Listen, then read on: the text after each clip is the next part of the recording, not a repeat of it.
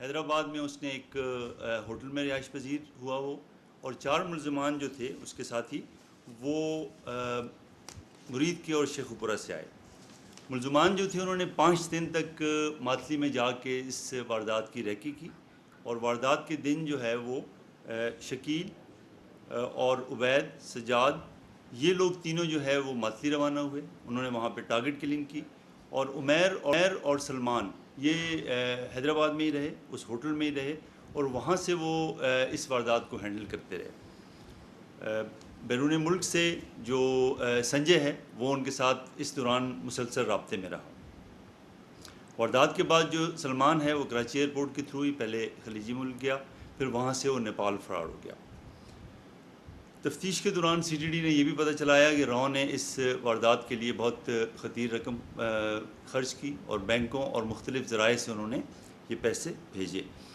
یہ سارے شواہد آنے کے بعد ٹیررزم فنانسنگ کا بھی پرچہ سی ٹی ڈی نے درج کیا، اور اس کے بعد اس میں جو ملوث تھے ارسلان، اس کو 17 اگست کو، اور طلحہ عمیر کو 22 کو ہی ہم نے گرفتار کیا۔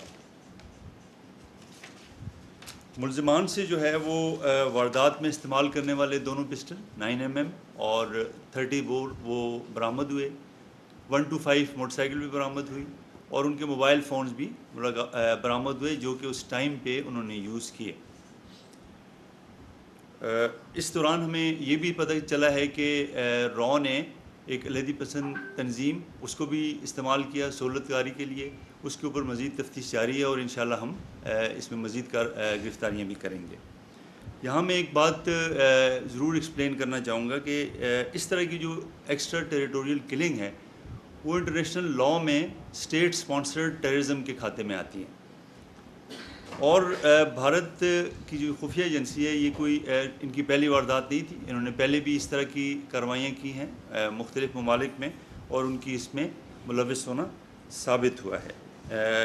اس طرح کی وارداتوں میں وہ کرمنل ایلیمنٹس کو یوز کرتے ہیں، اور جو ٹیررسٹ گروپ ہیں اور جو پراکسیز ہیں ان کو استعمال کرتے ہیں۔ تو یہاں پہ بھی اسی طرح کا موڈس آپرینڈی استعمال کیا گیا، جس میں کہ ہماری تفتیش کے دوران رو کے ملوث ہونے کے پورے شواہد ہیں۔ اب وہ چلائیں لنک چارٹ، آپ چلا دیں ذرا لنک چارٹ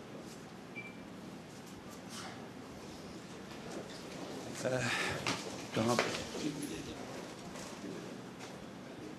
دیکھیں جی، اس کا لنک چارٹ ہے، آپ دیکھ سکتے ہیں کہ یہ جو رو ہینڈلر ہے وہ ہے، پھر سلمان ہے، اور اسی طرح سے ارسلان ہے جس کو کہ آپ دیکھ سکتے ہیں کہ یہ جو فنانسنگ ہے وہ اس نے اس میں کی ہے۔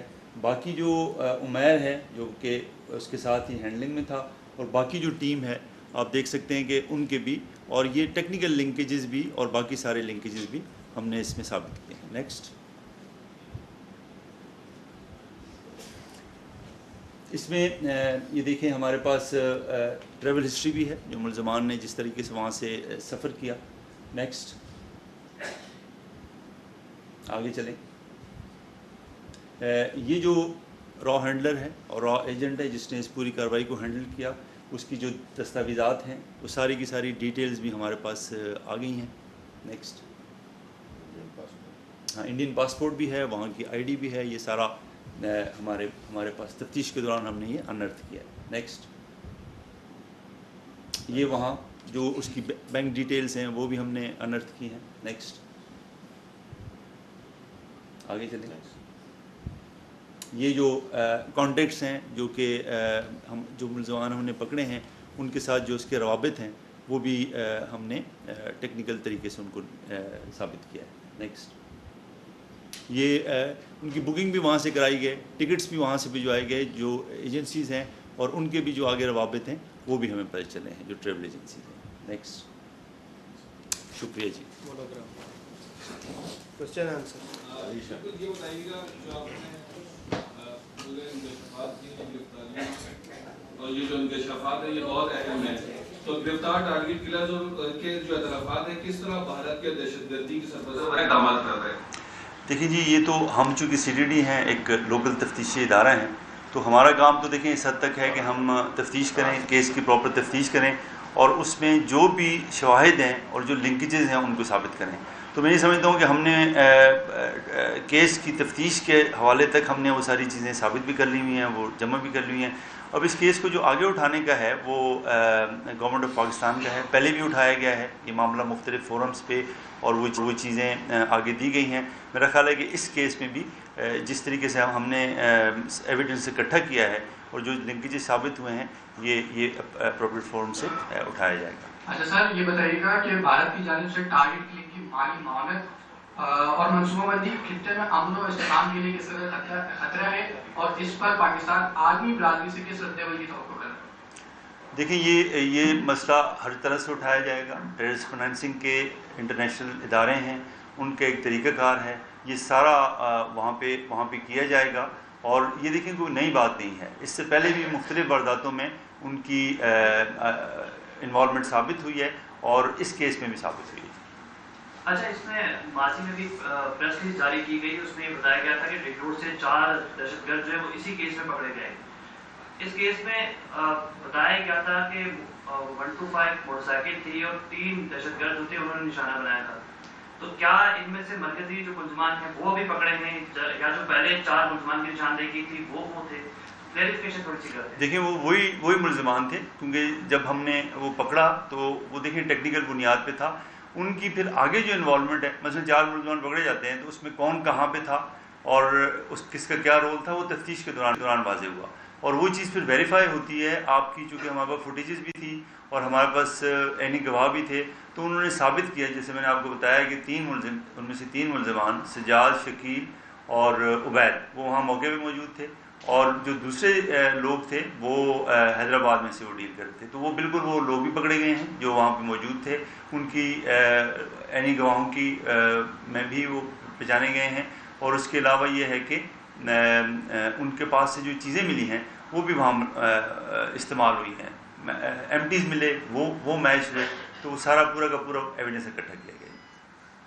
اچھا آزاد صاحب یہ بتا دیجیے گا، 90 کی دہائی سے جو ہے وہ ٹیررسٹ ایکٹیویٹیز جو ہے کافی زیادہ، انڈین پراکسی جو ہے وہ بہت زیادہ کام کر رہی ہے، اور بہت سے ایسے کسی تنظیم سے تعلق رکھنے والے شہریوں کو جو ہے وہ قتل کیا گیا. یہاں پر تحقیقات جاری ہے. آج آپ جس شخصیت کے حوالے سے بات کریں، نہ تو آپ نے ان کا نام لیا اور نہ ہی ان کے حوالے سے آپ نے کوئی بیان دیا کہ وہ کون تھے، کون سی جماعت سے ان کا تعلق تھا، کسی سیاسی جماعت سے تعلق تھا. صرف سماجی خدمات کا آپ نے ذکر کیا. تو اگر ان کی تعریف میں مزید بہتر آپ انداز میں بتا سکیں میڈیا کو کہ ان کی شخصیت کیا تھی، کون تھے؟ دیکھیں وہ کوئی اور بہت زیادہ کوئی جیسے مشہور شخصیت ایسی نہیں تھی، کوئی سیاسی نہیں، کوئی ان کا کرمنل ریکارڈ بھی نہیں. یہ جو علاقے میں جو ان کا جانا پہچانا تھا، ایک نارمل قسم کا شہری ہے جو کہ علاقے میں ایز اے اچھی شہرت کا حامل ہے. وہ فلاحی کاموں میں اس کا ہونا، زمیندار ہے، اس کا لائیولی ہوڈ بھی پتہ ہے. تو ایسا کوئی ہم یہ سمجھیں گے کہ بہت زیادہ کوئی بڑی شخصیت ہے اور بہت زیادہ کوئی کسی طرح سے پولیٹیکلی ایفیلیٹڈ یا کسی کنیکشن کے حوالے سے، تو ایسی کوئی امپورٹنس اس کی نہیں ہے. یہی جو ان کی علاقے میں آپ سمجھیں شہرت تھی، وہ ہم نے آپ کو بیان کی. سر یہ بتا دیجیے گا کہ یہ جو 4 ملزمان آپ نے گرفتار کیے ہیں، ان سے تفتیش کی، یہ صرف اسی کیس میں مصروف تھے یا اس کے علاوہ بھی وارداتیں وغیرہ کرتے رہے، یا دیگر بھی انہوں نے کلنگ وغیرہ کی؟ دیکھیں وہ ان کا کرمنل ریکارڈ ہے، ان میں سے لوگوں کا پہلے وہ پکڑے بھی گئے ہیں، ہینس کرائم میں پکڑے گئے ہیں. اور ہمیں یہ بھی ان کے پاس سے نا کچھ چونکہ تفتیش آگے جاری ہے، کچھ ایسے نام ملے ہیں جو ہم سمجھتے ہیں کہ پوٹینشیل ٹارگٹ بھی ہو سکتے ہیں. اور فار ایگزامپل وہ یہاں کے نہیں ہیں، کسی دوسرے صوبے کے ہیں، تو ہم یہ سمجھتے ہیں کہ وہ پوٹینشیل ٹارگٹ ہیں. لیکن آپ کی اس بات کا جواب کہ وہ ہے تو ان کا کرمنل ریکارڈ والے لوگ ہیں، کرمنل ایلیمنٹ ہے. جیسے میں نے پہلے کہا کہ اسی طرح کے یا تو پراکسی یوز کیے جاتے ہیں یا وہ لوگ کہ جن کا کرمنل ریکارڈ ہے ان کو یوز کیا جاتا ہے. تو یہاں پہ بھی یہی ہوا ہے. اچھا صاحب، یہ اس سے پہلے بھی یہ تقریباً کوئی 18 کیسز جیسے کہ جس سے رول ہے سوشل میڈیا یا پھر انڈین میڈیا نے اس کو یہ قبول کیا کہ یہ مارے گئے، یہ انڈیا نے مارے. تو یہ کیس یہ وہ بالکل ایک الگ کیس ہے، یا اس پہ جو آگے کے لنک سے یہ جو جنہوں نے کیا ہے، جو گراؤنڈ پہ یہ تو کرائے کے لوگ جو سلمان ہے، یا آگے جو دبئی میں جو گلف اسٹیٹ میں جو بندہ پارٹ آؤٹ ہوا ہے، ان کو کیسز سے بھی تعلق ہے؟ 18 کیسز جو کراچی اور جی دیکھیں اس کیس میں ڈائریکٹ لنک نہیں ہے، لیکن ایک چیز میں آپ کو بتا سکتا ہوں کہ جو پہلے کیسز ہیں، بہت سارے ایسے کیسز ہیں کہ جس میں زیادہ تر ریکی والے لوگ پکڑے گئے ہیں. یہ پہلا کیس ہے کہ جس میں آپ نے ایکچوئل ٹارگٹ کرنے والے، کیونکہ دیکھیں ان کا طریقہ کار یہ ہوتا ہے کہ وہ ریکی کی پوائنٹ آؤٹ کرنے والی الگ ٹیم ہوتی ہے اور جو ٹارگٹ کرتی ہے وہ ٹیم الگ ہوتی ہے. یہ ہٹ ٹیم تھی، انہوں نے جو ریکی کی انہوں نے اپنی ریکی کی، ان کو معلومات تھیں کہ جی بندہ فلاں جگہ رہ رہا ہے اور یہ ٹارگٹ ہے. اور یہ ٹارگٹ جب ہم آپ کو بتا رہے ہیں کہ جی جب ہینڈلنگ ہو رہی ہے اور سنجے وہاں سے اس کے ساتھ رابطے میں ہے تو وہ کچھ معلومات وہ بھی اس کو دے رہے ہیں. یعنی جو ہٹ ٹیم ہے یہی ان کا طریقہ کار ہے، کمپارٹمنٹلائزیشن ہوتی ہے. اس سے پہلے جو پکڑے گئے تو زیادہ تر وہ لوگ پکڑے گئے جن سے ریکی کرائی گئی. ہٹ ٹیم یہ پہلی دفعہ میرا خیال ہے پکڑی گئی ہے کہ جو ایکچوئل ہٹ ٹیم ہے اور انوالو ہے اور اس کا پیچھے لنک وہ بھی ثابت ہوا ہے.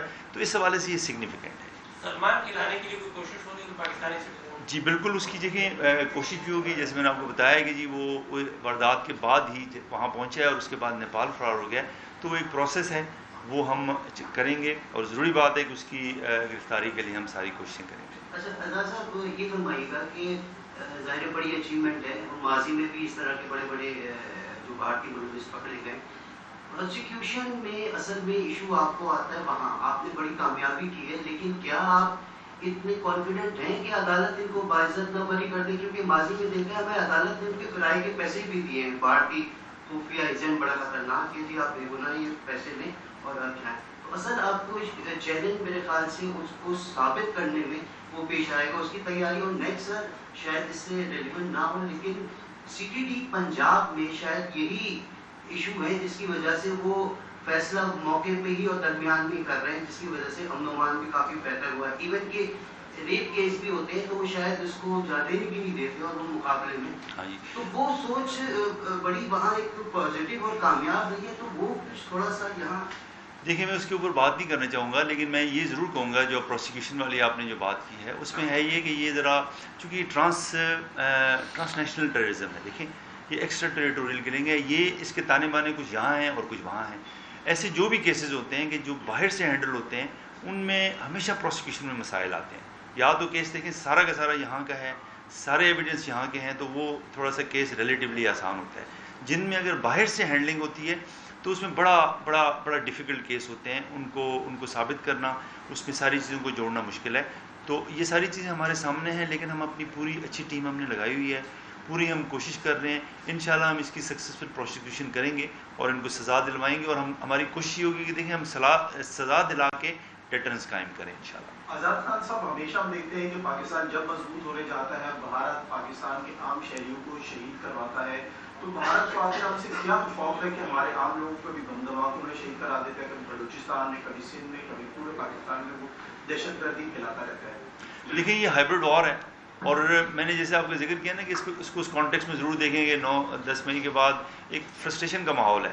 وہ چونکہ اس محاذ پہ ان کو شکست ہوئی تو یہ انہوں نے ایک پراکسی وار ہے، یہ ہمیشہ آگے بھی چلتی رہے گی، پہلے بھی چلتی رہی ہے.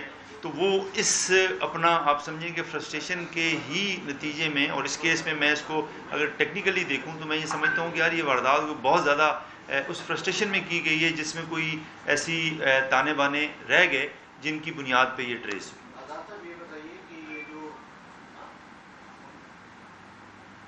آزاد صاحب یہ بتائیے کہ یہ جو ملزمان ہیں ان کے کوئی کرمنل ریکارڈ ماضی میں کوئی اہم انہوں نے واردات کی؟ اور دوسرا میرا اہم سوال یہ ہے کہ یہ مقتول جو جنہیں نشانہ بنایا انہیں ہی کیوں نشانہ بنایا؟ سماجی کارکنان تو بہت اور بھی بڑے ہیں پاکستان میں، وجوہات کیا ہیں اس کے پیچھے، محرکات کیا تھے؟